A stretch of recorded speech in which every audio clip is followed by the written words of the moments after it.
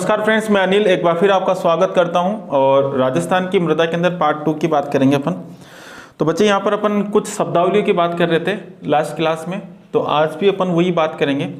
तो last class में अपन बात कर रहे थे, शायद अनाच्छादन की बात की थी लास्ट, और आज जो अपन बात करने वाले हैं वो कुछ और शब्दावलियाँ हैं, उनके बारे में अपन सबसे पहले बात करेंगे। ठीक है, तो नेक्स्ट शब्दावली अपनी निक्षालन।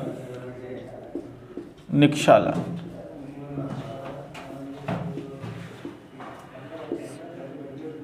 निक्षालन ठीक है बच्चे, तो निक्षालन की मैं बात कर रहा हूं और निक्षालन की क्रिया किसे कहते हैं वो उसकी बात में अपन चर्चा करेंगे। ठीक है बच्चे, निक्षालन क्या होता है कि जैसे कोई ये भूमि है, ये कोई भूमि है और इस भूमि की मैं बात कर रहा हूं कि इस भूमि पर इस प्रकार से वर्षा का जल, ये वर्षा और इस वर्षा का जो जल होता है, ये जल क्या होता है यहां पर आएगा, इस प्रकार से पड़ा।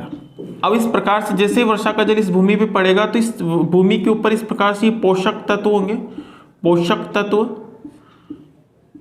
ये पोषक तत्व, और ये पोषक तत्व जो है ये पानी के साथ बहकर आएंगे और बहकर आएंगे तो पानी अंदर की तरफ भी जाएगा। ये पानी अंदर की तरफ जा रहा है क्योंकि भूमि पानी को क्या कर लेती है, सोख लेती है। जब ये पानी भूमि के अंदर जाता है तो इन पोषक तत्वों को भी अपने साथ लेकर जाता है। ये पोषक जो तत्व है, ये पोषक तत्व, ये पोषक तत्वों को भी क्या करता है, पानी अपने साथ भूमि के अंदर ले जाता है। यानी कि वर्षा का जो जल है, ये जल भूमि की ऊपरी परत पर जो पोषक तत्व होते हैं उन पोषक तत्वों को अपने साथ भूमि के अंदर लेके जाते हैं, तो उसे ही अपन क्या कहते हैं, निक्षालन कहते हैं। क्या कहते हैं बच्चे, निक्षालन कहते हैं। यानी कि यहां पर अपन लिख सकते हैं जैसे वर्षा का जल, वर्षा का जल जब भूमि की ऊपरी सतह पर, भूमि की ऊपरी सतह पर पाए जाने वाले पोषक तत्वों को, ऊपरी सतह पर पाए जाने वाले पोषक तत्वों को भूमि के अंदर ले जाते हैं। इस क्रिया को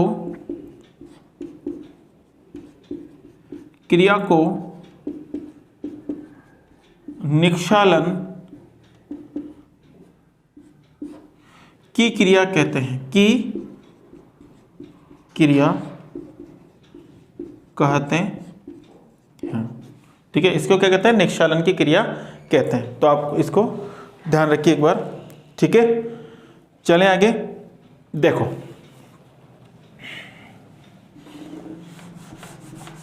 एक बार इसको आप उतार लीजिए, उसके बाद अपन आगे बढ़ते हैं। एक बार इसको आप उतार लीजिए।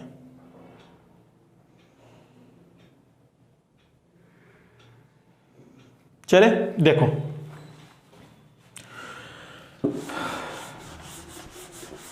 निक्षालन हो गया, एक होता है बच्चा अवक्षालन। अवक्षालन, ठीक है, एक निक्षालन होता है और एक अवक्षालन होता है। तो ये भी एक इंपॉर्टेंट है अवक्षालन। तो अवक्षालन क्या होता है कि जैसे क्या हुआ कि अभी अपन ने पढ़ा था कि जैसे कोई ये भूमि के अंदर की सतह है, ये भूमि है और इस भूमि के अंदर की सतह है, तो इसके अंदर जो पोषक तत्व पानी लेकर जा रहा था अंदर, ये पोषक तत्व, ये पोषक जो तत्व थे, इन पोषक तत्वों को जो पानी अंदर लेके गया था, तो ये पानी एक समय क्या होता है, बाहर भी निकलता है, और ये पानी जब ऊपर निकलेगा, ये पानी जब ऊपर निकलेगा तो ये पानी क्या करेगा, इन पोषक तत्वों को भी ऊपर की तरफ लेके आएगा, और इन पोषक तत्वों को जब ये पोषक तत्व यहाँ पर आ जाएंगे, पोषक तत्व, और जब पोषक तत्व यहाँ पर आ जाएंगे, पानी इनको बाहर निकाल देगा ऊपरी सतह पर, तो इसको कहते हैं अवक्षालन। क्या कहते हैं बच्चे, अवक्षालन कहते हैं। क्या कहते हैं इसको, अवक्षालन कहते हैं। जब वर्षा का जल, ठीक है, जब वर्षा का जल भूतल से पोषक तत्वों को ऊपरी सतह पर लाकर रख देता है तो उसे कहते हैं अवक्षालन। उसे क्या कहते हैं? अवक्षालन कहते हैं। तो एक बार आप लगाइए हेडिंग और इसमें लिख लीजिए अवक्षालन की डेफिनेशन लिख लीजिए। जब वर्षा का जल भूतल पर पड़ता है, भूतल पर पड़ता है तो यह भूमि के अंदर जाता है, तो यह भूमि के अंदर जाता है, तो यह भूमि के अंदर जाता है और अंदर से पोषक तत्वों को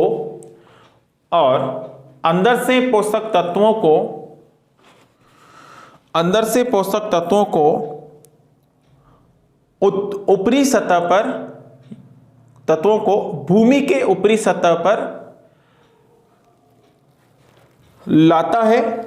इस क्रिया को अवक्षालन की क्रिया कहते हैं। इस क्रिया को क्या कहते हैं? अवक्षालन की क्रिया कहते हैं। ठीक है बच्चे, क्या कहते हैं इसको? अवक्षालन की क्रिया कहते हैं।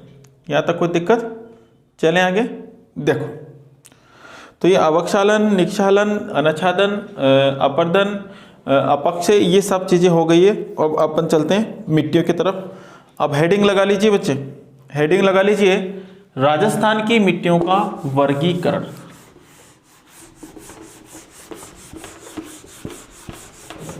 अब अपन देखो, अब अपन आए राजस्थान की मिट्टियों पर। जो टॉपिक था राजस्थान की मिट्टियों का वर्गीकरण, राजस्थान की मिट्टियों का वर्गीकरण। ठीक है, राजस्थान की मिट्टियों का वर्गीकरण की अपन बात करेंगे बच्चे। चलें आगे। तो देखो, राजस्थान की मिट्टियों का वर्गीकरण की अपन बात करते हैं तो इनको 3 भागों में अपन बांटते हैं। कितने भागों में बांटेंगे? 3 भागों में बांटेंगे। पहला जो वर्गीकरण होगा वो भौतिक वर्गीकरण होगा मिट्टियों का। दूसरा जो होगा वो मिट्टियों के जो कण होते हैं उनके आकार के आधार पर होगा। और तीसरा जो वर्गीकरण होगा वो ICAR के कारण होगा। यानी कि राजस्थान में ICAR ने भी क्या किए? मिट्टियों का वर्गीकरण किया है। ठीक है बच्चे, तो यहां पर अगर अपन बात करते हैं, तो सबसे पहले यहां पर भौतिक वर्गीकरण मिट्टियों का पहला कौन सा हो गया? भौतिक वर्गीकरण। क्या है मेरे प्यारे बच्चे? भौतिक वर्गीकरण। दूसरा हो जाएगा आकार या संरचना, आकार या संरचना के आधार पर। और तीसरा जो हो जाएगा ICAR के आधार पर। तो इस प्रकार से अपन ने मिट्टियों को 3 भागों में बांटा, वो भी राजस्थान की।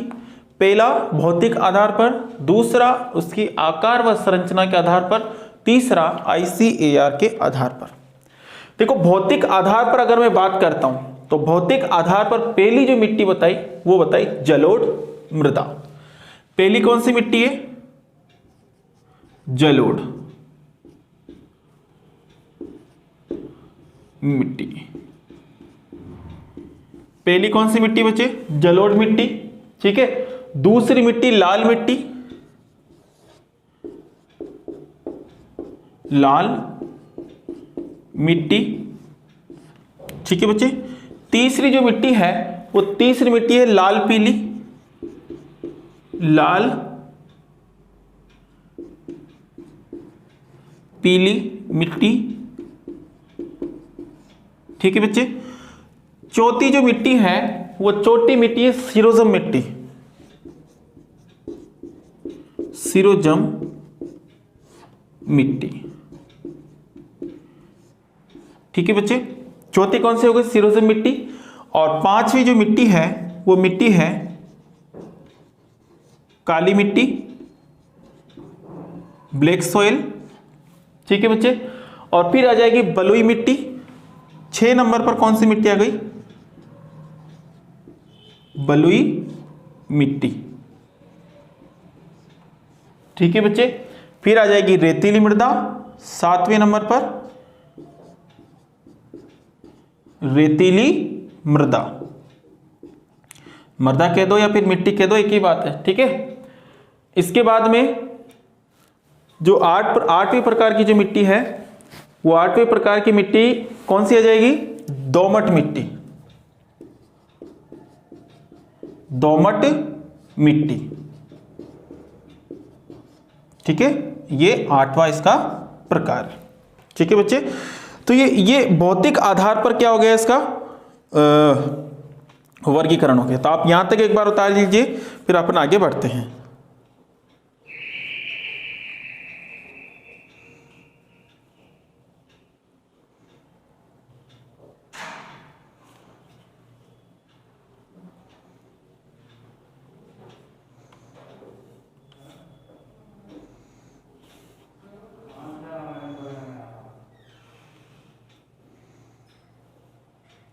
उतार बच्चे। देखो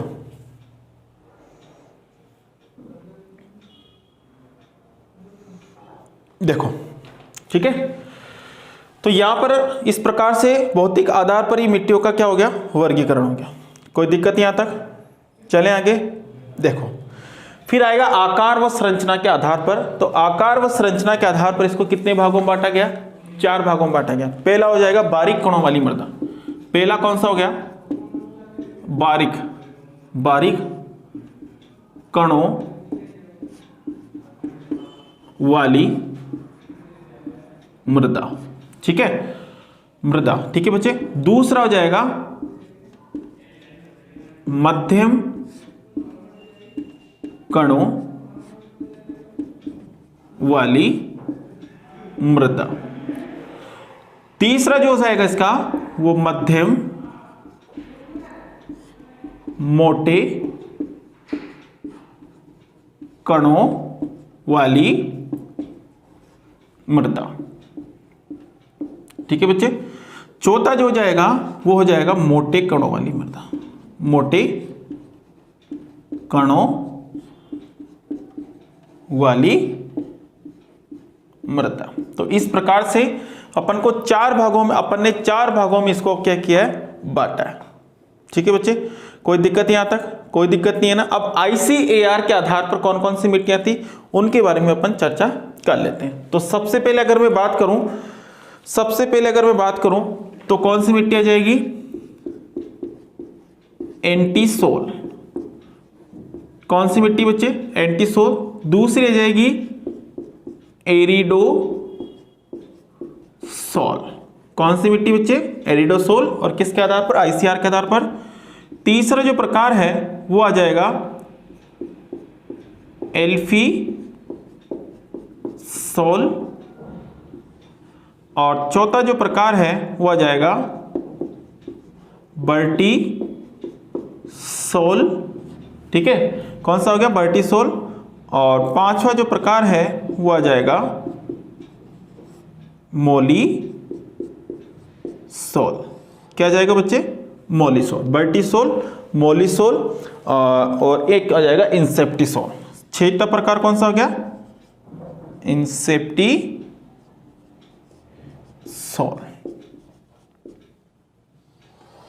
कौन सा हो गया बच्चे? इंसेप्टिसोल। तो इस प्रकार से मिट्टियों का क्या कर दिया अपन ने? वर्गीकरण कर दिया। आप एक बार इसको उतार लीजिए। देखो बच्चे, यहां पर अपन क्या करेंगे? यहां पर ये 4 प्रकार की मिट्टियां हैं। ये 4 प्रकार की मिट्टियों को ही अपन पढ़ेंगे आकार व संरचना के आधार पर। और इन 4 प्रकार में ये भी अपन पढ़ लेंगे और ये भी अपन पढ़ लेंगे। यानी कि अपन को ये 4 प्रकार ही पढ़ना है मिट्टियों का। ठीक है, ये 4 प्रकार जब अपन पढ़ लेंगे तो पूरी मिट्टियों का अपन अध्ययन कर चुके होंगे। ठीक है, तो एक बार आप इसको उतार लीजिए और उसके बाद फिर आप हेडिंग लगाएंगे बारीक कणों वाली मृदा। ठीक है, पहले तो हेडिंग लगाएंगे आकार व संरचना के आधार पर और पहली लगाएंगे बारीक कणों वाली मृदा। कोई दिक्कत? उतार लीजिए इसको एक बार। सबसे नीचे 8 नंबर की दोमट मिट्टी है। 8 नंबर की क्या है? दोमट मिट्टी। अगर किसी को दिख नहीं रहा हो तो ठीक है, उतार लीजिए इसको।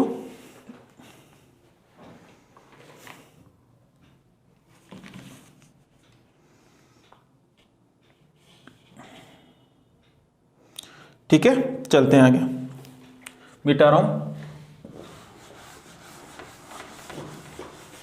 एक एक चीज क्लियर करा दूंगा, आराम से पढ़िए, कोई दिक्कत नहीं है, एक एक चीज क्लियर कराऊंगा।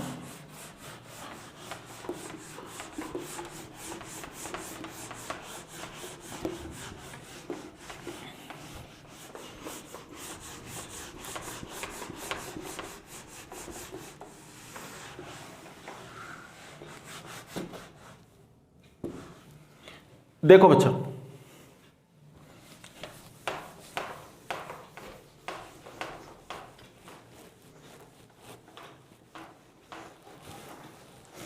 देखो अब अपन बात करेंगे आकार व संरचना के आधार पर, आकार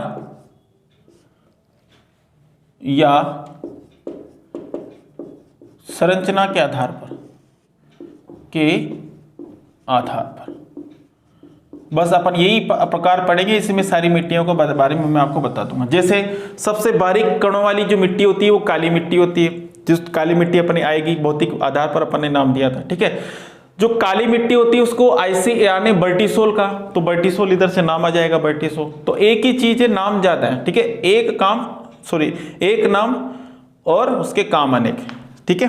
तो एक चीज के नाम अनेक है, तो अपन को ऐसे नहीं कि बार बार ये पढ़ना है वो पढ़ना है, ठीक है, तो एक चीज पढ़ लेंगे। तो पहला जो प्रकार था इसका वो था बारीक कणों वाली मृदा। तो हेडिंग लगा लीजिए सब, बारीक कणों वाली मृदा, बारीक कणों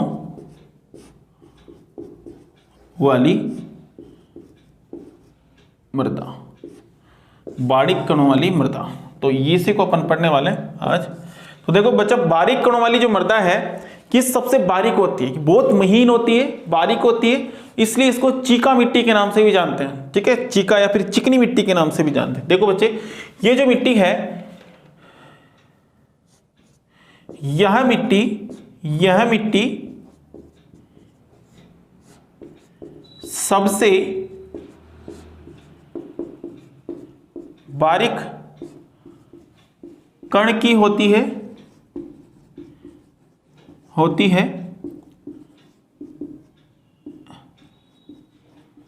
इसलिए इस मिट्टी को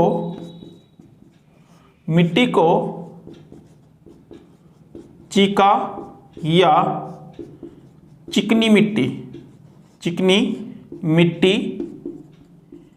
और ये चिकनी मिट्टी किसके, कुम्हार के बर्तन बनाने काम आती है। तो मैं यहां लिख देता हूं, थोड़ा आपको याद रहेगा, कुम्हार के बर्तन, थोड़ा सा याद रहेगा, कुम्हार के बर्तन बनाते हैं इसे चीका या चिकनी मिट्टी कहते हैं, ठीक है बच्चे। तो ध्यान रखना आपको। अब देखो, ये जो मिट्टी है, इस मिट्टी का रंग तो काला ही होता है, सभी को पता है, लेकिन इस मिट्टी का निर्माण कैसे होता है। मैंने कहा कि आजकल मिट्टियों से ऐसे क्वेश्चन नहीं आते कि कौन सी मिट्टी में कौन सी फसल होती है, तो ये तो पुराना ट्रेंड हो गया। अब जो क्वेश्चन पूछे जा रहे हैं वो क्रिया विधि से क्वेश्चन पूछे जा रहे हैं। किससे पूछे जा रहे हैं बच्चे, क्रिया विधि से क्वेश्चन पूछे जा रहे हैं, और क्रिया विधि से ही क्वेश्चन आ रहे हैं अभी, ठीक है। तो क्रिया विधि सबसे पहले अपन देखते हैं कि इस मिट्टी का निर्माण कैसे हुआ। तो बच्चा, इस मिट्टी का जो निर्माण है, वो निर्माण कैसे हुआ, वो ज्वालामुखी से हुआ। कैसे हुआ इसका निर्माण, ज्वालामुखी से हुआ, इसलिए इस मिट्टी को ज्वालामुखी के नाम से भी जानते हैं, ज्वालामुखी मिट्टी। तो आपसे क्वेश्चन पूछा जाए कि ज्वालामुखी मिट्टी के नाम से कौन सी मृदा को जाना जाता है या फिर कौन सी मिट्टी को जाना जाता है, तो काली मिट्टी को जाना जाता है। कोई दिक्कत यहां तक? चले बच्चे, देखो, ये जो ज्वालामुखी है, यानी कि ज्वालामुखी मिट्टी के नाम से भी जाना जाता है, ठीक है बेटा। अब ज्वालामुखी क्या होता है, ज्वालामुखी जो है एक प्राकृतिक आपदा है, और ये ज्वालामुखी कैसे आता है, तो इसके बारे में संपूर्ण जानकारी तो अपन वर्ल्ड ज्योग्राफी में पढ़ेंगे कि ज्वालामुखी क्या है, इसके प्रकार कौन कौन से होते हैं, किस किस प्रकार के ज्वालामुखी आते हैं। तो अभी तो सिर्फ इतना अपन को पता करना है कि ज्वालामुखी आते कैसे हैं, सिर्फ, ठीक है। उनके प्रकार के बारे में नहीं जानना, अपन बाद में बात करेंगे। सबसे पहले अपन को क्या बात जानना है कि ज्वालामुखी के प्रकार के बारे में अपन जानना, ठीक है बच्चे। चले आगे, देखो क्या होता है कि जो ज्वालामुखी है ये अपना भूतल है, यही समझा देता हूं, ये अपना भूतल है, इस भूतल की मैं बात करूं तो इस भूतल पर ये कोई इस प्रकार से कोई पर्वतीय क्षेत्र है, ठीक है। इस भूतल पर क्या होता है कि दबाव बनता है। मैंने आपको कल भी मतलब पिछली क्लास में बताया था कि भूमि के अंदर कुछ 100 किलोमीटर के अंदर, यानी कि 100 किलोमीटर के अंदर जाते हैं अपन, 100 किलोमीटर के अंदर जाते हैं तो यहाँ पर इस प्रकार से प्लेटें पाई जाती हैं, इस प्रकार से प्लेटें। और ये प्लेटों के कुछ जोड़े मैंने इस प्रकार से बना दिए। अब क्या होता है कि इन प्लेटों पर क्या होगा कि दबाव बनेगा, भूमि की ऊपरी सतह पर दबाव बनेगा। मैंने कहा था द्वीपों के निर्माण में बताया था मैं आपको प्लेटों की टक्कर। तो क्या होगा कि भूमि की ऊपरी सतह से दबाव आएगा, और ये दबाव मैंने कहा था कि दो प्रकार से दबाव बन सकता है। कैसे कैसे बन सकता है? या तो यहाँ पर कोई पर्वतीय क्षेत्र हो इस भूमि की ऊपरी सतह पर, या फिर इस भूमि की ऊपरी सतह पर कोई विशाल जल संग्रह हो, कोई समुद्र हो, या फिर कोई बांध यहाँ पर बना दिया तो उससे भी क्या हो सकता है, उससे भी दबाव बन सकता है। ठीक है बच्चे, देखो यहाँ पर, यहां से जब ऊपरी सतह से दबाव बनता है तो दबाव कहां तक आएगा? नीचे तक आएगा, आंतरिक भाग तक जाएगा। तो ये दबाव जब आंतरिक भाग तक जाता है तो इन प्लेटों पर भी क्या होगा? दबाव बनेगा, और दबाव बनेगा तो हलचल होगी।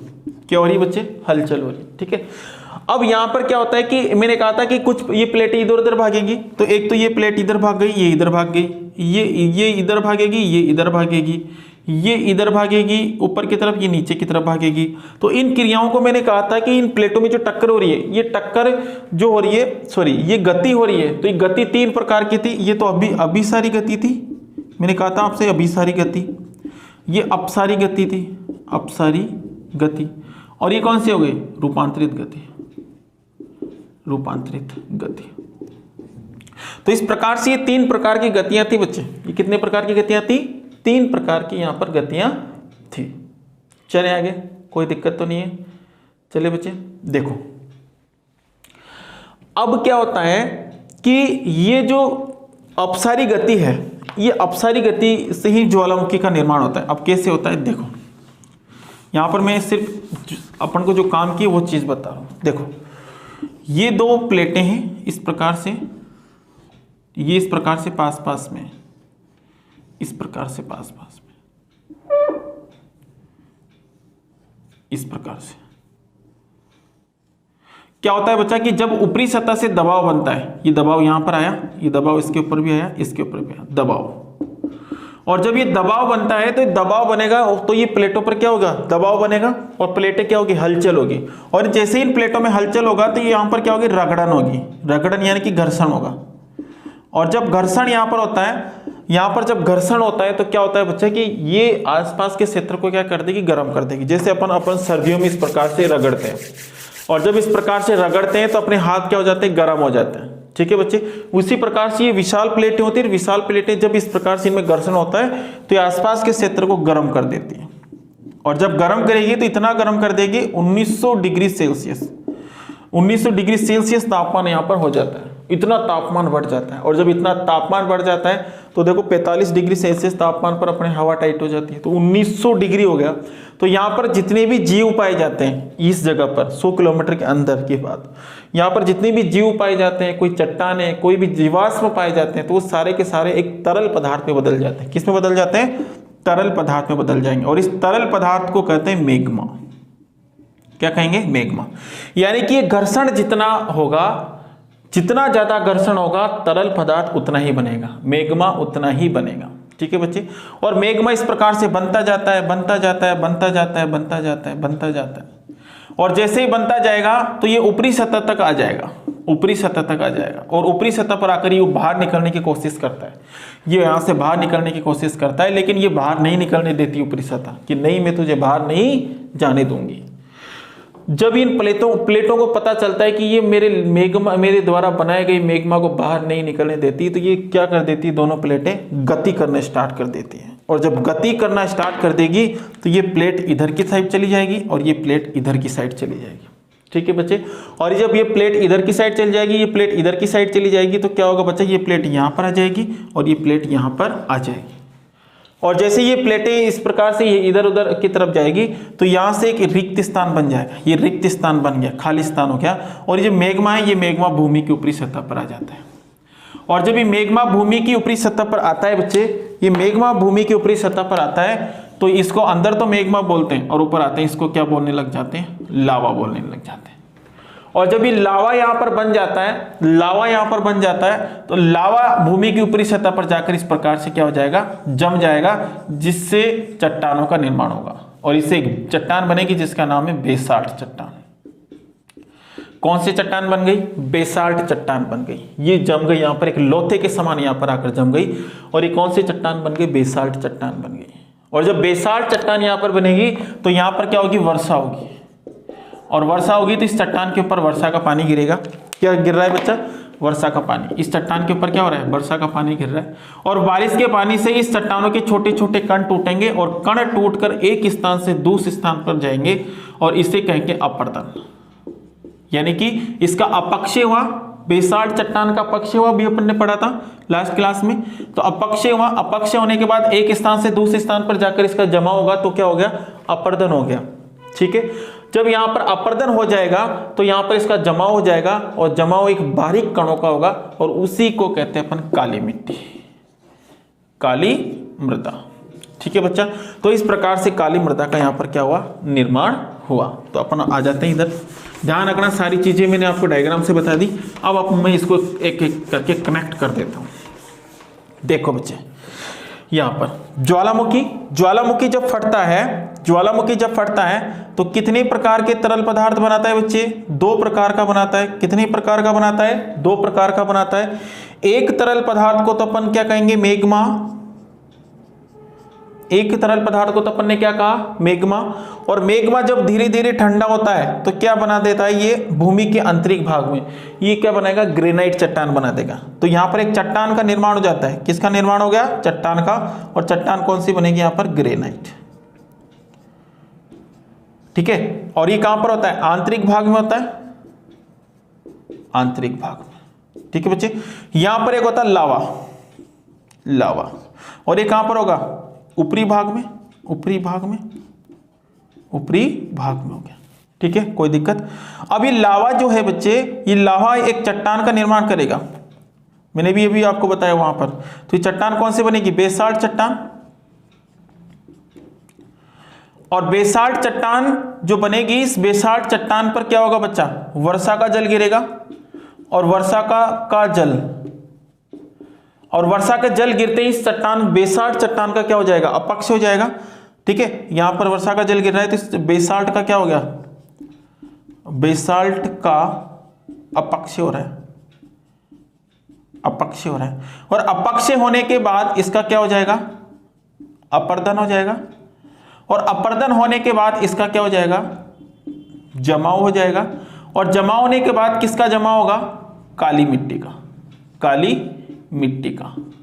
यहां तक समझ में आया कि नहीं आया। देखो बच्चा, यहां पर बारीक कणों वाली मृदा, यह मिट्टी सबसे बारीक कणों की होती है, इसलिए इसको चीका या फिर चिकनी मिट्टी कहते हैं, जो कुम्हार उससे बर्तन बनाता है। निर्माण ज्वालामुखी से हुआ, इसलिए इस मिट्टी को ज्वालामुखी मिट्टी के नाम से जानते हैं। ज्वालामुखी जब फटता है तो 2 प्रकार के तरल पदार्थ बनाएगा, एक मेग्मा जो आंतरिक भाग में होता है और एक होता है लावा जो ऊपरी भाग में होता है। आंतरिक भाग में मेग्मा आंतरिक भाग में जम जाएगा और धीरे धीरे आंतरिक भाग में ठंडा होकर जमा होगा तो एक चट्टान बनेगी, ग्रेनाइट। ठीक है, ग्रेनाइट भी किससे बनती है, ज्वालामुखी से बनती है। और जब ये मेग्मा, कुछ मेग्मा भूमि की ऊपरी सतह पर आता है तो उसको अपन लावा कहते हैं, जो ऊपरी सतह में होता है। और लावा जब ऊपर आकर ठंडा होकर जमेगा तो बेसाल्ट बनाएगा, बेसाल्ट चट्टान। बेसाल्ट चट्टान का क्या होगा, अपक्ष होगा। अपक्ष किससे हो रहा है, वर्षा के जल से। ठीक है, देखो यहां पर वर्षा के जल से भी हो सकता है, तो यहां पर तापमान से भी हो सकता है, तापमान से भी हो सकता है, यहां पर वायु दाब से भी हो सकता है। कोई जरूरी नहीं है कि वर्षा के जल से होगा, वायु दाब से भी हो सकता है, और यहां पर तुषार से भी हो सकता है। मैंने आपको पहले सब कुछ समझा दिया, तुषार वगैरह सब कुछ। ठीक है बच्चे, तो ये यहां पर बेसाल्ट चट्टान का अपक्ष हो रहा है। अपक्ष वर्षा के जल से भी हो सकता है, तापमान से भी हो सकता है, वायु दाब से भी हो सकता है, तुषार से भी हो सकता है। जब इसका अपक्ष होता है तो इसका अपर्दन होगा, क्योंकि एक स्थान से जाकर दूसरे स्थान पर इसका जमा होगा। और जब अपर्दन होगा तो जमा हो रहा है, जमाव किसका हो रहा है, काली मिट्टी का इसमें जमाव हो रहा है बच्चे। कोई दिक्कत यहां तक नहीं है ना। देखो अब ये जो काली मिट्टी है, इस काली मिट्टी का जो काला रंग है, काला रंग, अब पूछ लिया जाता है कि काली मिट्टी का काला रंग किसके कारण होता है, तो इसके 2 कारण है। फिर पहला तो है टिटेनी फेरस मैग्नेटाइट,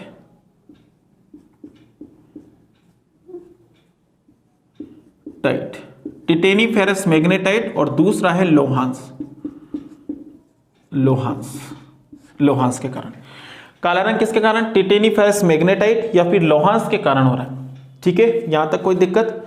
काला रंग आपको पता चल गया कि किसके कारण होता है? टिटेनीफेरस मैग्नेटाइट या फिर लोहांस के कारण होता है। यहां तक कोई दिक्कत? चले आगे। देखो बच्चा, इस काले रंग की मिट्टी, यानी कि जो मिट्टी है, इसको भारत में इसके नाम, भारत में इसको कहते हैं बच्चे काली मिट्टी। काली मिट्टी, ठीक है बच्चे, काली मिट्टी इसको कहते हैं। देखो बच्चे, इसी को कहते हैं रेंगूर मिट्टी। रेंगूर मिट्टी। रेंगूरता का मतलब क्या होता है कि ये जो मिट्टी, काली मिट्टी, ये क्या होती है? ये जब आपने देखा होगा काली मिट्टी का कोई खेत देखा है, तो जब धूप पड़ती है तो काली मिट्टी का खेत इस प्रकार से फट जाता है। और जब काली मिट्टी का खेत इस प्रकार से फट जाएगा, तो जब इस प्रकार से फट जाता है तो उसको कहते हैं रेंगूरता, यानी कि इस गुण को क्या कहते हैं? रेंगूरता। और इस मिट्टी को रेंगूर मिट्टी के नाम से भी जानते हैं। किसके नाम से? रेंगूर मिट्टी के नाम से। तो इसका दूसरा नाम क्या है बच्चे? रेंगूर मिट्टी। रेंगूर मिट्टी, ठीक है। देखो, ये जो खेत होते हैं काली मिट्टी के, ये दूर से जब अपन इनको देखते हैं तो ये फटे फटे होते हैं, तो ऐसा लगता है जैसे इसकी जुताई हो रखी है। तो इसको स्वतः जुताई वाली मिट्टी भी बोलते हैं। क्या बोलते हैं इसको? स्वतः जुताई वाली। इसको काली मिट्टी बोले, रेंगूर मिट्टी बोले, और इसको बोलते हैं स्वतः जुताई वाली मिट्टी। ठीक है। अब मैं भारत की बात कर रहा हूं, भारत में कहां पाई जाती है? तो भारत में तो सबसे ज्यादा कहां पर पाई जाएगी? महाराष्ट्र में पाई जाएगी। और अगर पूछ ले, आपको ग्रुप में पूछ ले, तो महाराष्ट्र में पाई जाती है, कर्नाटक में पाई जाती है, ठीक है, ये तमिलनाडु में पाई जाती है। और जहां पर इस काली मिट्टी पाई जाती है, वहां पर सबसे ज्यादा जो फसल होती है वो किसकी होगी? वो होगी कपास की। इसलिए इस मिट्टी को काली कपासी मिट्टी के नाम से भी जानते हैं। किस नाम से भी जानते हैं? काली कपासी मिट्टी। काली कपासी मिट्टी के नाम से भी इसको अपन जानते हैं। कोई दिक्कत यहां तक नहीं है ना बच्चे? तो भारत में कहां पर? महाराष्ट्र में। अब अपन राजस्थान पढ़ रहे हैं, तो मैं ये एरो इस तरफ से चल रहा है, तो मैं एरो को नीचे ले आता हूं। ठीक है। अब राजस्थान की बात कर लेते हैं। तो राजस्थान के अंदर ये पाए जाते हैं हाड़ौती प्रदेश में। हाड़ौती प्रदेश, मैं आपको बताऊंगा हाड़ौती प्रदेश क्या है, सारी चीजें, कोई दिक्कत नहीं है। हाड़ौती प्रदेश में कितने जिले होते हैं? हाड़ौती प्रदेश में 4 जिले। एक तो कोटा, दूसरा होता है बूंदी, तीसरा होता है बारा, और चौथा होता है झालावाड़। इस वाले क्षेत्र में क्या हो रहा है? 4 जिलों के अंदर मुख्य रूप से काली मिट्टी पाई जाती है। अब देखो, कोटा, बूंदी, बारा, झालावाड़, ये काली मिट्टी को अपन ज्वालामुखी भी बोलते हैं, ज्वालामुखी मिट्टी। तो इस जगह पर भी ज्वालामुखी आता होगा, और ज्वालामुखी से ही पठारों का निर्माण हुआ। तो सबसे ज्यादा पठार भी राजस्थान में कहां पर पाए जाते हैं? हाड़ौती प्रदेश में पाए जाते हैं। ठीक है, यहां पर पाए जाते हैं। अब फसल की बात कर लेते हैं। तो फसल इसके अंदर कौन कौन सी उगाई जाती है? फसल की बात करें बच्चे, तो इसके अंदर कपास उगाई जाती है, इसके अंदर सोयाबीन भी उगाया जाता है, सोयाबीन। इसके अंदर मेरे प्यारे बच्चा गन्ना भी उगाया जाता है, लेकिन सबसे ज्यादा इसके अंदर कपास उगाई जाती है मुख्य रूप से। ठीक है, तो इस प्रकार से आपको सारी चीजें याद रखनी है। ठीक है, कोई दिक्कत? अब देखो, ये लिखा यहां तक। अब देखो, कुछ चीजें मैं आपको बता रहा हूं जो कॉमन सेंस से आपको कभी पूछ ले तो बता देना है। जैसे ये जो मिट्टी है, जैसे एक खेत तो आपका, ये वाला खेत तो काली मिट्टी का है, और ये वाला जो खेत है ये आपका रेतीली मिट्टी का है। काली मिट्टी के खेत में भी आपने क्या किया? पानी भरा, और इस मिट्टी के खेत में भी आपने, रेतीली मिट्टी में पानी भरा।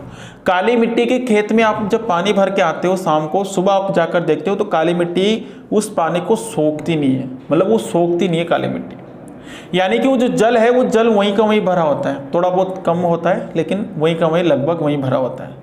यानी कि ये जो है जल को धारण करके रखती है, धारण यानी कि पहन के रखती है, यानी कि उसको बनाए रखती है। यानी कि काली मिट्टी में सबसे ज्यादा जल को धारण करने की क्षमता होती है। तो आपसे क्वेश्चन ये भी पूछा सकता है कि कौन सी मिट्टी के अंदर सबसे ज्यादा जल धारण करने की होती है? तो जल धारण करने की जो क्षमता सबसे ज्यादा होती है वो काली मिट्टी में होती है। किस में होती है बच्चे? काली मिट्टी में होती है। तो जल को धारण करने की क्षमता सबसे ज्यादा किस में होती है? काली मिट्टी में होती है। ये आपको ध्यान रखना है, ठीक है। तो अब मैं आपको समझा देता हूँ। और आज जो अपन ने पढ़ा है काली मिट्टी के बारे में पढ़ा है। बारीक कणों वाली मिट्टी है, बिल्कुल महीन बारीक होती है, सबसे बारीक होती है, इसलिए इसको चीका मिट्टी बोलते हैं। क्या बोलते हैं बच्चे? चीका मिट्टी बोलते हैं। एक बार आपको रिवीजन करा देता हूँ। इसको क्या बोलते हैं? चीका मिट्टी बोलते हैं, फिर चिकनी मिट्टी बोलते हैं, ठीक है।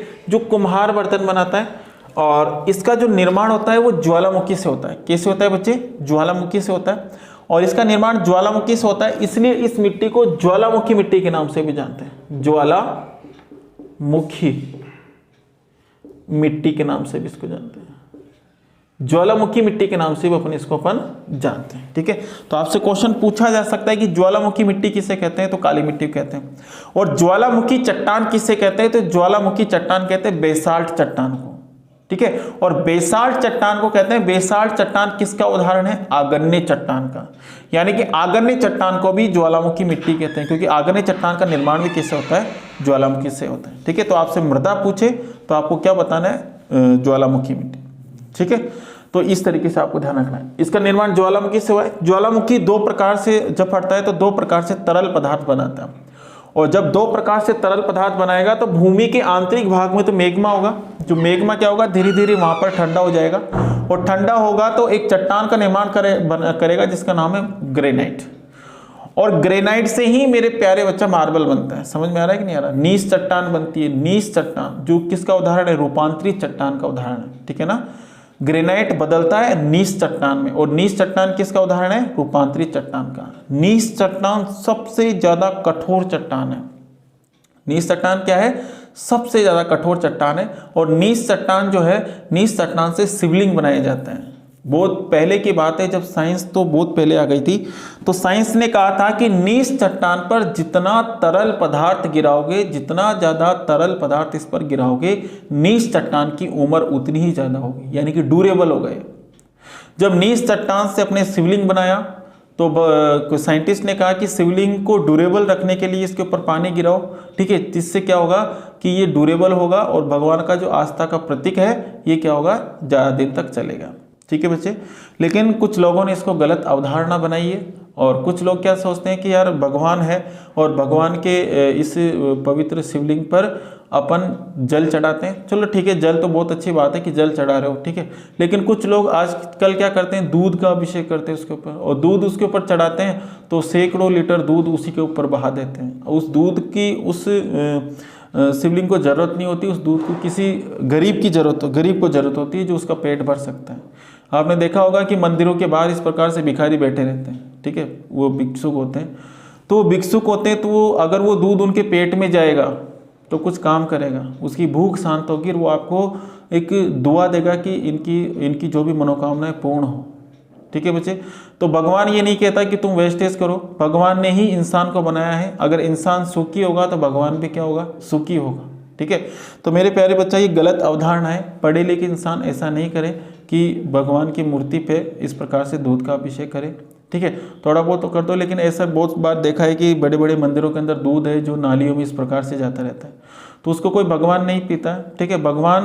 अगर भगवान को वास्तव में आप खुश करना चाहते हो, भगवान को आप मानते हो, तो आप ऐसा नहीं करोगे। उस दूध को किसी न किसी गरीब को, किसी उसकी ज़रूरतमंद को उसको दे दो, तो वही एक भगवान को एक श्रद्धांजलि हो जाएगी, भगवान खुश हो जाएंगे और आपकी मनोकामना पूर्ण होगी। तो ये सारी चीज़ें मेरे प्यारे बच्चों आपको ध्यान रखनी है, ये गलत चीज़ें।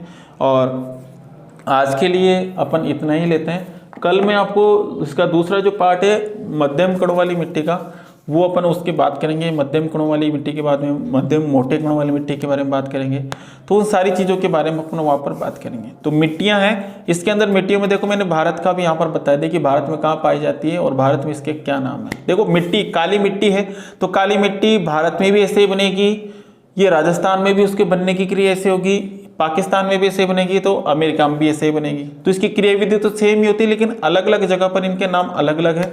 जैसे मैंने एक चीज़ यहाँ पर थोड़ा सा आपको बताया नहीं, राजस्थान में इसके नाम, देखो राजस्थान में जो है इस मिट्टी के नाम, राजस्थान में नाम, तो राजस्थान में इस मिट्टी को क्या कहते हैं? बर्टीसोल, बर्टीसोल।